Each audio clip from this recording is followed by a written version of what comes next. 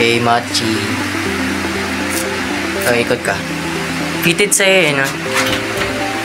Ikot yarn. Sikip eh. Fitted sa kanya eh, no? Taba eh. Waiting for the inside out. Taba eh. Sige, there. Sige, ganun.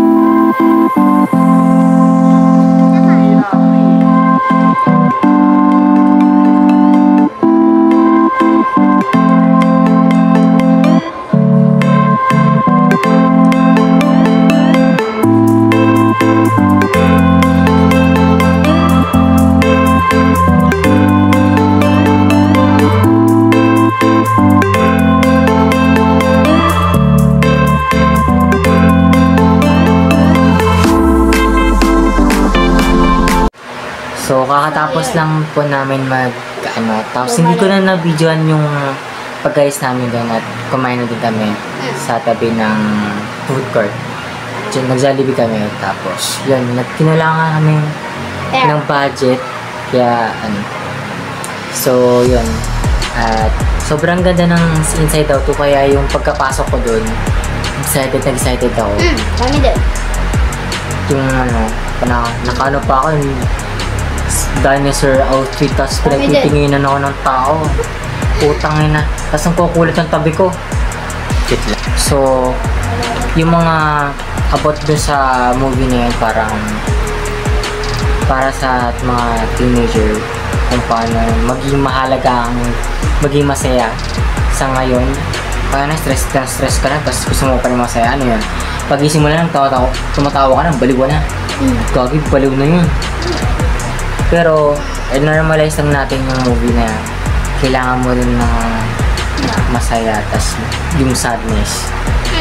Tapos, naging great. alam mo ba talaga yung yung part na yun na si Anxiety, siya na yung kumukontrol kay, ang pangalan ng babae? Kay Riley. Ang arte naman nito, Riley. Tyler. So yan. Siya yung kumukontrol. Ayan yun. Sobrang ayan. Parang para siya yung realidad ng wala ka nang makikitang tao na pero rare siya na hindi na wala. Parang yung rare na yun na marami nang nagkakaroon ng depression, anxiety, kaya Meres, beans, chocolate. Bye-bye. Ay, wait lang! Hanggang dito na lang po. Ay, sorry, wala po akong upload lately. Tinamad ako. Trabaho niya.